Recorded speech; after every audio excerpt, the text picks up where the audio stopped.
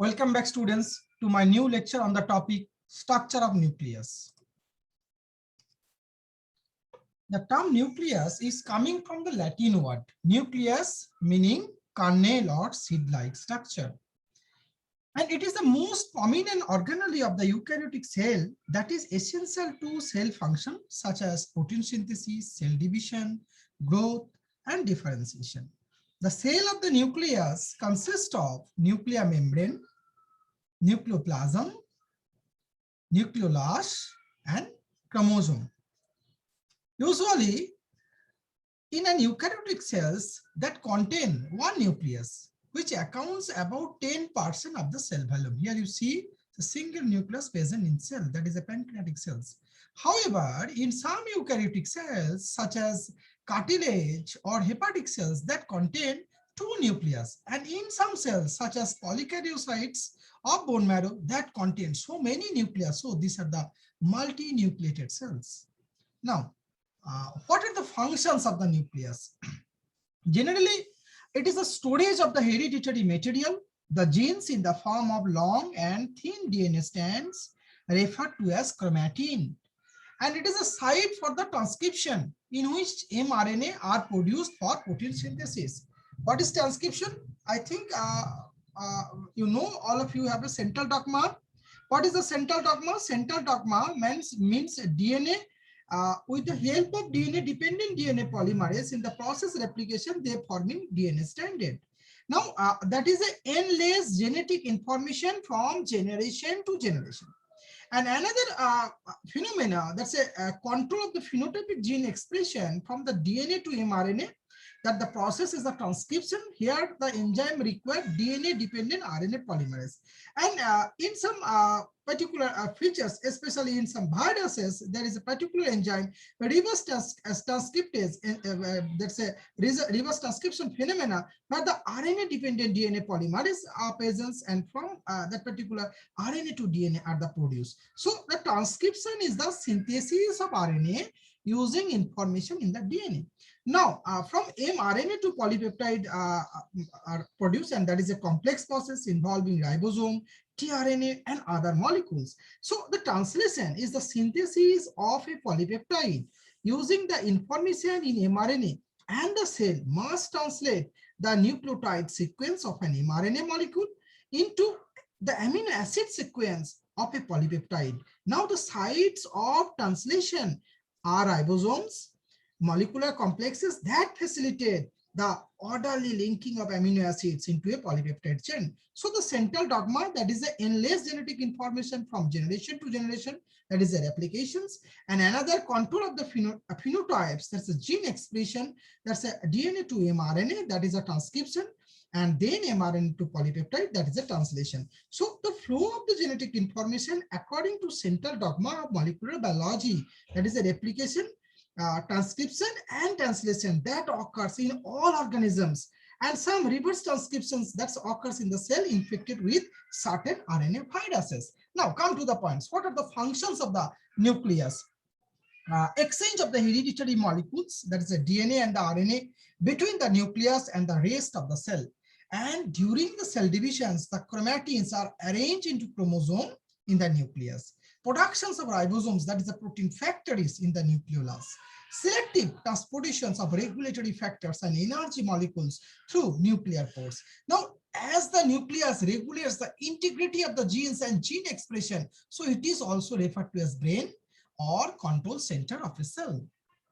Now, I have already mentioned the nucleus consists of nuclear membrane, that is the nuclear envelope, nucleoplasm, nucleolus, and chromosome. The first one is the nucleoplasm. Nucleoplasm is a gelatinous substances. It is a gelatinous substances. These are the gelatinous substances under transmission electron microscope. Within the nuclear envelope, it is also called the karyoplasm. Now, now the karyoplasm that contains semi-aqueous material that is composed of mainly waters with dissolved salts, enzymes, and organic molecules. The nucleolus and the chromosomes. The nucleolus and the chromosomes are surrounded by nucleoplasm, which functions to cushion and protect the contents of the nucleus. Nucleoplasms also supports the nucleus by maintaining its shapes. Additionally, nucleoplasm provides a medium by which materials such as enzymes and DNA and RNA subunits can be transported through the nucleus. Substances are exchanged between the cytoplasm and nucleus through the nuclear pores. Now, what is the structure of the nuclear envelope? The nuclear envelope has a complex structure. And in eukaryotic cells, the double membrane that surrounds the nucleus, that's perforated with the pores, which regulate the traffic with the cytoplasm. And the nuclear envelope, that is a complex structure that consists of an outer and inner membrane and underlying nuclear lamina. These are the nuclear lamina here, and the nuclear pore complexes. The outer nuclear membrane that is continuous with endoplasmic reticulums, and if the ribosomes presents in the endoplasmic reticulum, then they are rough endoplasmic reticulums. So the outer nuclear membrane is continuous with the endoplasmic reticulum and has ribosomes that's bound to its cytoplasmic surface and engaged in the protein synthesis. Now the proteins made on these ribosomes are transported into the space. The space is a perinuclear space, that is in between the inner membrane and outer membrane, and that is continuous with the endoplasmic reticulum lumen. Now lipid droplets and crystalline droplets that have also observed in the perinuclear phase. And most of the important, the two nuclear membrane that act as a barrier, that separates the contents of the nucleus from the cytoplasms. Like other cell membrane, the nuclear membranes are also phospholipid bilayer, which are permeable only to small non-polar molecules, Now, what are the polar molecules? What are the non-polar molecules? Polar molecules mean they have partial positive and partial negative charge. That's mean which one end of the molecule is slightly positive and on the other end is a slightly negative. So H2O, SO2, hydrogen sulfide, ammonia, these are the polar molecules. Whereas the non-polar molecules, they has no separation of the charge. So no positive or the negative poles that are the formed, such as carbon dioxide, benzene, carbon tetrachloride, etc. That are the non-polar molecules. Now come to the points. Like other cell membranes, the nuclear membranes are also phospholipid bilayers, which are permeable to small non-polar molecules and other molecules that are not able to diffuse through the phospholipid bilayer. So the inner and outer nuclear membrane that are joined at nuclear pore complex, that is a sole channel through which small polar molecules and macromolecules are able to travel through the nuclear envelope. Now, underlying the inner membrane presents nuclear lamina, that is a fibrous meshwork that provides a structural support to the nucleus. Now, the nuclear lamina is composed of one or more related proteins that are designated as A, B1, B2, and C. All the lamins are 60 to 80 kilodalton fibrous proteins that are associated with each other to form the filaments. The lamins binds to integral membrane proteins, which may help organize the lamin filaments into a meshwork and mediate their attachment to the inner nuclear membrane. In addition to providing structural support to the nucleus, the nuclear lamin that is thought to serve as a site of chromatin attachment. That is a sites for the chromatin attachment here. Now, what is the function of the nuclear envelope? The nuclear membrane is a barrier that physically protects the cell DNA from the chemical reactions that are occurring elsewhere in the cell. The envelope contains a network of protein that keeps the genetic material in place inside the nucleus, and that acting as a barrier that prevents the free passage of molecules between the nucleus and the cytoplasm. That's maintained the nucleus as a distinct biochemical compartment. Histones, DNA, RNA polymerase, gene regulatory proteins, and RNA processing proteins are selectively imported into the nuclear compartment from the cytosol. So these are the functions of the nuclear membrane. Now, nucleolus. What is nucleolus? Nucleolus, now it is a structure in the nucleus. It is a structure of the nucleus where the ribosomal RNA is transcribed and ribosomal subunits are assembled. The nucleolus is a cellular structure. That is present in the nucleus of all eukaryotic cells, and unlike other organelles in the cell, it is not bounded by a membrane. It is not bounded by a membrane. And I think all of you have a little bit idea regarding ribosomal RNA. Actually, the ribosomal RNA, it is essential for the protein synthesis. And ribosomal RNA, as the name suggests, it is found only in the ribosome. And it is actually ribonucleoprotein complexes. The major constituents of the ribosomes are RNAs and the proteins that are present in approximately equal amounts. Ribosomal RNAs generally present more than 80% of the total RNA present in the cells. In case of the prokaryotic ribosome, that contain 16S RNA in the smaller subunit, whereas the 23S and the 50S as a larger subunit. Actually, S for the Hedberg unit, that is used as a measuring unit for sedimentation speed, which is related to the size, shape, and density of the particle. Now, in case of the eukaryotes, there are four RNAs. That's the 18S RNAs that is present in the smaller subunit, whereas the 28S, 5.8S, and the 5S that are present in the larger subunit. Now, 28S, 5.8S, and 18S RNAs that are synthesized in the nucleus, nucleolus by the cleavage of the single larger precursor RNA molecules. The 5S RNA, that is a 5S RNA that is synthesized outside the nucleolus, and the eukaryotic ribosomes and RNAs that are much larger in comparison to prokaryotic counterparts. So the nucleolus, it is a cellular structure and that present in the nucleus, and it is a large aggregate of macromolecules that including rRNA genes, precursor rRNAs, mature rRNAs, rRNA processing enzymes, small nuclear ribonucleoproteins, ribosomal protein subunits, and partially assembled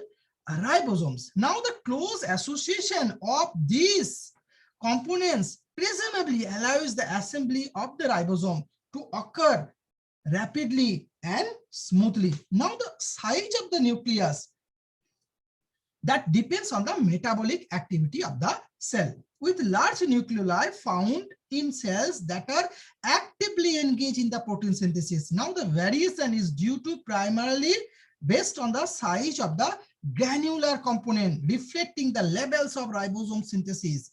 Its size therefore varies greatly in different cells and can change in a single cells that occupying 25% of the total nuclear volume in the cells, that are making unusual large amount of the proteins, and the presence of nucleoli that also varies in number. In case of the oocytes, you see here the so many nucleoli presence, but here you see that's a single nucleoli presence. So the presence of the nucleoli varies in number, and there can be one or many nucleoli presence within an animal cells. Now, following a cell division, the nucleoli form around the chromosomal region that contain 5.8S, 18S, and 28S rRNA genes, that is known as nucleolar organizing region, NOR.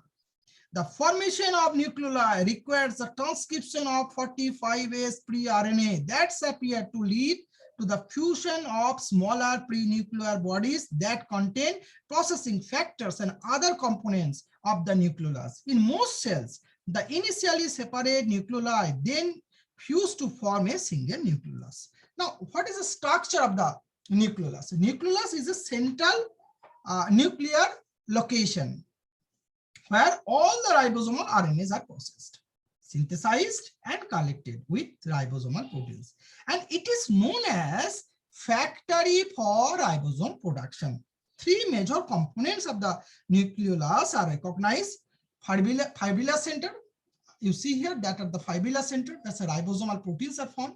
Then dense fibrillar components that has transcripted RNA, which connects to the ribosomal proteins, and the granular component that contains the proteins and nucleophosphine, which is involved in ribosome biogenesis. Now, these different regions are thought to represent the sites of progressive stages of ribosomal RNA transcription, processing, and ribosome assembly. However, it has been reported that this particular organization is only observed in higher eukaryotes, that it evolved from a bipartite organization with the transition from anamniotes to amniotes, reflecting the substantial increase of DNA intergenic regions. An original fibular component would have separated into fibular center and dense fibular component. Now, another structure that is identified within many nuclei, particularly in the plant cells, that is a clear area in the center of the structure that is referred to as nucleolar vacuole. Nucleoli of various plant species have very high concentration of iron in contrast to human and animal cells nucleoli. Now, fine structure of the nucleus can be seen through an electron microscope, while the organization and dynamics can be studied through the fluorescence proteins, tagging and fluorescence recovery after photobleaching, and antibodies against the PAP49 proteins can also be used as a marker for the nucleolus in the immunofluorescence experiment. Now, what are the nucleolus organizer regions? The nucleolar organizer regions are chromosomal regions crucial for the formations of the nucleolus, because the formation and arrangement of the nucleolus does not take place randomly. It is referred to as genetically determined element. Now, the nucleolus organizing region has a circular shape and is surrounded by filaments that's called pars fibrosa. The pars fibrosa filaments are formed of newly transcribed ribosomal RNA. And after the divisions of the nucleus, these regions gets associated with the nucleus, and several copies of the genes of ribosome RNA constitute the nucleolus organizer regions. In humans, the nucleolus organizer regions are located on the short arms of the acrocentric chromosome, 13, 14, 15, 21, and 22. The genes are RNA are 1, 2, 3, 4, 5 respectively. And these regions code for 5.8S, 18S, and 28S ribosomal RNA. Now, the nucleolus organizer regions are sandwiched between repetitive heterochromatin DNA sequences of the centromeres and telomeres. Now, nucleolus organizer regions can be identified through karyotype analysis by means of silver nitrate staining. Now, what is the function of the nucleolus? The nucleolus is mainly involved in the production of subunits, which then together form ribosomes. Therefore, nucleolus plays a momentous role in protein synthesis and production of ribosome in eukaryotic cells. Number 1, ribosome formation or biogenesis of ribosomes. Number 2, synthesis and storage of RNA. It produces 70 to 90% of cellular RNA in many cells. The chromatin in nucleolus contains genes or ribosomal DNA or hard DNA for coding ribosomal RNA. And mRNA biogenesis. Nucleoli play an important role in mRNA biogenesis. They are also involved in RNA metabolisms and the events of ribonucleoprotein assembly and protein synthesis. Scientist Magis 1960 suggested that protein synthesis takes place in the nucleolus. In eukaryotes, the genes coding for RNA that contains a chain at least 100 to 1000 repeated copies of DNA. This DNA is given up from the chromosomal fiber in the forms of loops. Now the DNA loops are associated with proteins to form nucleoli. And it is essential for spindle formations during nuclear divisions. And the last one is nuclear sequestration. The word sequesters means to hide or isolate a particular thing. The process of nuclear sequestration leads to immobilization of proteins. It means that the proteins are no longer able to interact with their pairing partners. Proteins that are sequestrated by the nucleolus, that include PVHL, that's a von Hippel-Lindau syndrome. MDM2, that's a mouse double minute 2. And HTERT, that's a human telomerase reverse transcriptase. This. Now, what are the difference in between nucleus and nucleolus? Nucleus, it is a larger inside. Nucleolus, it is a comparatively small inside. Nucleus, that is bounded by the nuclear membrane. No limiting membrane in the nucleolus. In case of the nucleus, that contains, that's a chromosomes, but it does not hold any chromosomes. That is rich in RNA, whereas the nucleus, that is rich in DNA, that is the genetic material. Now, these are the reference books: Molecular Biology of the Cells, Albert et al. The Cell Molecular Approach, Cooper and Hausman, Carp Cell and Molecular Biology, and Biology, a Global Approach, Campbell et al. Thank you, everybody.